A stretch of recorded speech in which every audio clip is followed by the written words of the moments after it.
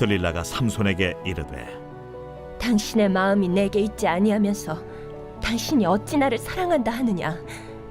당신이 이로써 3번이나 나를 희롱하고 당신의 큰 힘이 무엇으로 말미암아 생기는지를 내게 말하지 아니하였도다 하며 날마다 그 말로 그를 재촉하여 조르매 삼손의 마음이 번뇌하여 죽을 지경이라.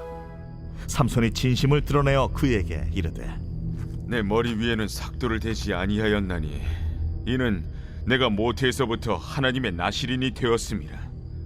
만일 내 머리가 밀리면 내 힘이 내게서 떠나고 나는 약해져서 다른 사람과 같으리라. 들릴라가 삼손이 진심을 다 알려주므로 사람을 보내어 블레셋 사람들의 방백들을 불러 이르되 삼손이 내게 진심을 알려주었으니 이제 한 번만 올라오라. 블레셋 방백들이 손에 은을 가지고 그 여인에게로 올라오니라.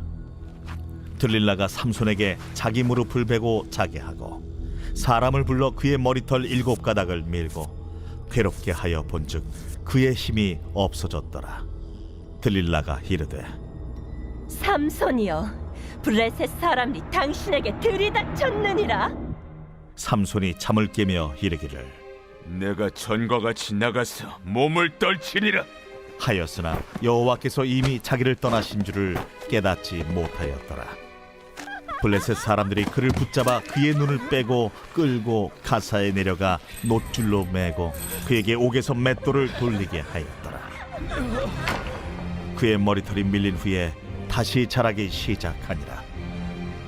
블레셋 사람의 방백들이 이르되 우리의 신이 우리 원수 삼손을 우리 손에 넘겨주었다 하고 다 모여 그들의 신 다곤에게 큰 제사를 드리고 즐거워하고 백성들도 삼손을 보았으므로 이르되 우리의 땅을 망쳐놓고 우리의 많은 사람을 죽인 원수를 우리의 신이 우리 손에 넘겨주었다 하고 자기들의 신을 찬양하며 그들의 마음이 즐거울 때에 이르되 삼손을 불러다가 우리를 위하여 제주를 부리게 하자 하고 옥에서 삼손을 불러내매 삼손이 그들을 위하여 제주를 부리니라.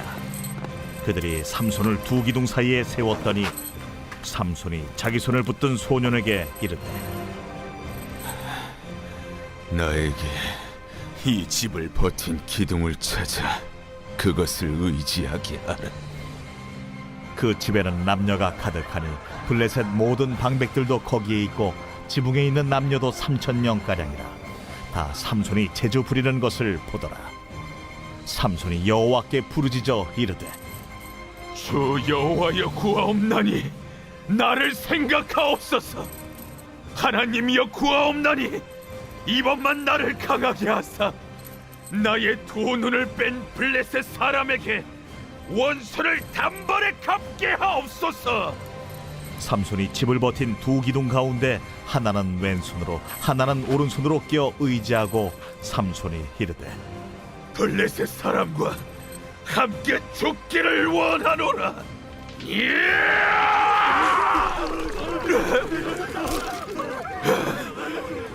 하고 힘을 다하여 몸을 굽히니 그 집이 곧 무너져 그 안에 있는 모든 방백들과 온 백성에게 덮이니 삼손이 죽을 때에 죽인 자가 살았을 때에 죽인 자보다 더욱 많았더라.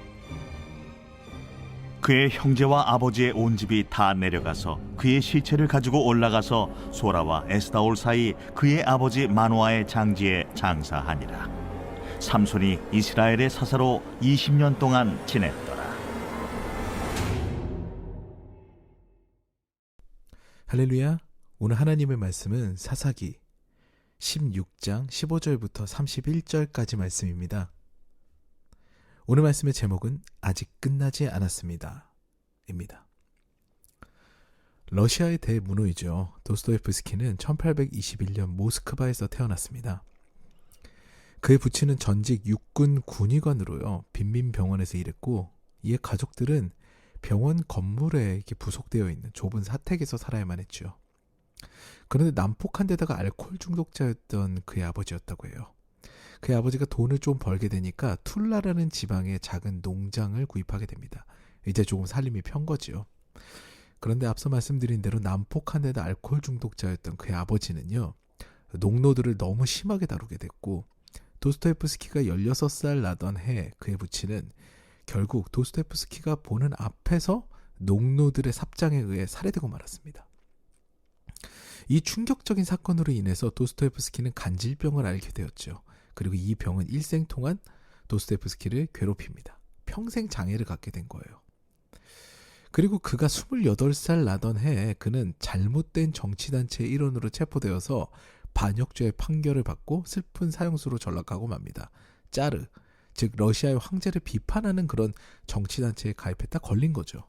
이 사건으로 인해서 도스토옙스키는 안타깝게도 총살형을 언도받게 됩니다.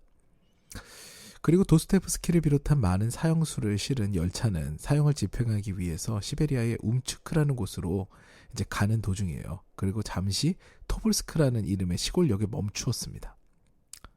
이때 사형수들을 위로하기 위해서 장교의 부인들이 그들에게 음료수를 나눠주었죠. 죽음의 공포를 갖고 있는 그들에게 이제 긴장을 이완시켜주는 그런 행동을 한 거예요. 선의를 베푼 겁니다. 도스토옙스키에게도 한 장교의 아내가 더운 차를 내밀었습니다.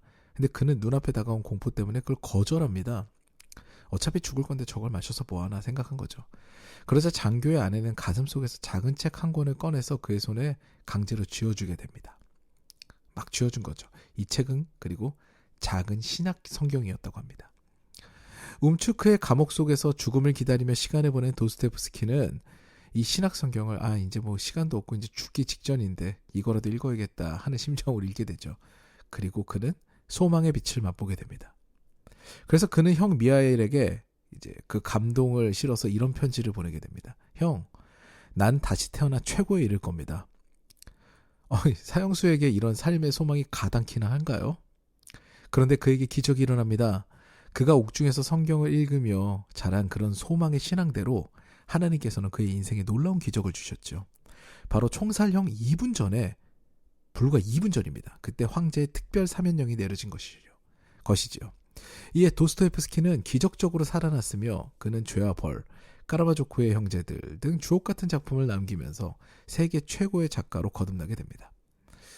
오늘 본문을 보면 이 도스토옙스키의 소망과 같은 그런 소망의 사건이 또 등장하지요.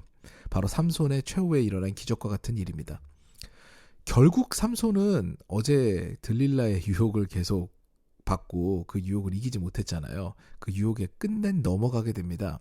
그래서 하나님의 나시린으로서의 규례를 어긴과 동시에 초인적인 힘을 잃어버리죠. 누구와도 비견될 수 없는 그런 용사에서 평범한 사람으로 전락하게 됩니다. 그래서 그는 블레셋 방백들에게 잡혀서 눈이 뽑히고 맷돌을 돌려야 하는 처참한 노예의 삶을 살게 되죠. 사실 삼손이 노예로 잡힐 당시는 사사시대 말기인데요.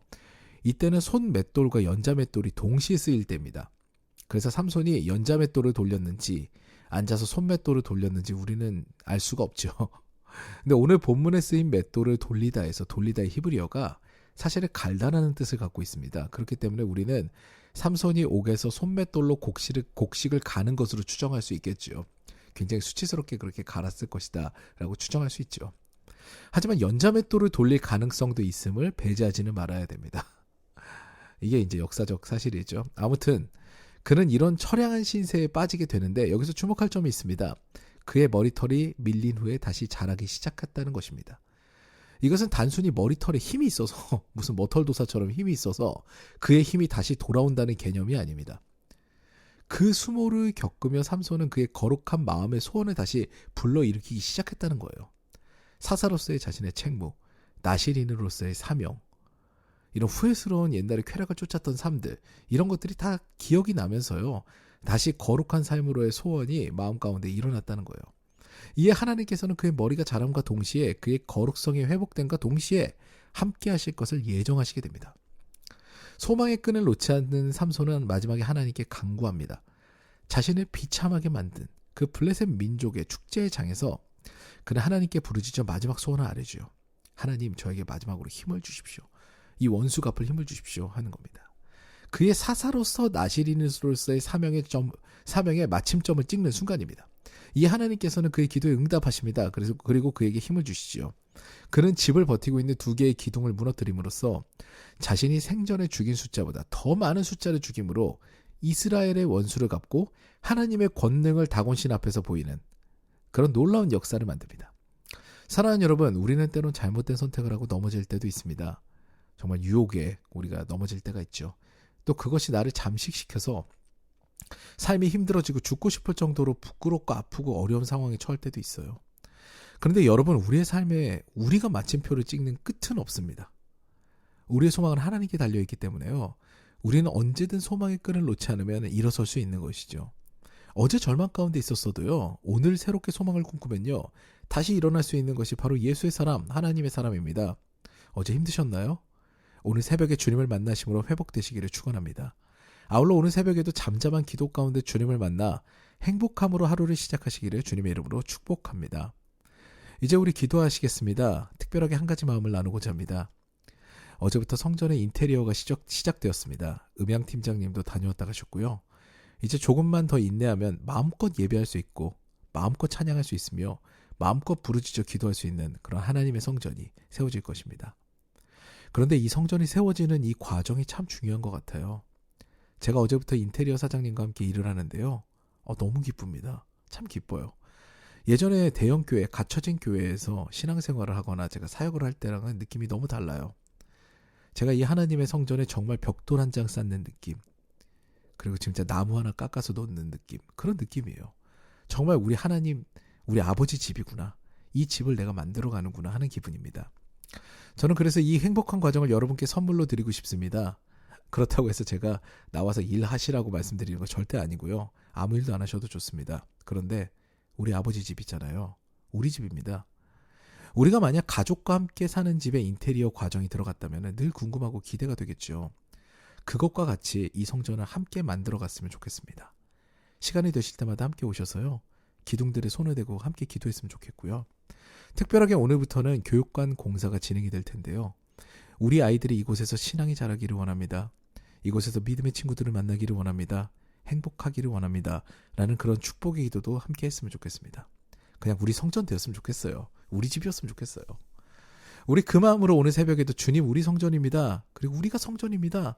그곳에 우리 마음이 있게 하여 주시옵소서 라는 기도로 주님 앞에 나아갔으면 좋겠습니다. 아울러 우리 개인의 기도 제목과 공동체의 기도 제목을 두고요, 이 시간에도 잠잠하게 주님 앞에 나아가서 기도하는 시간을 갖겠습니다.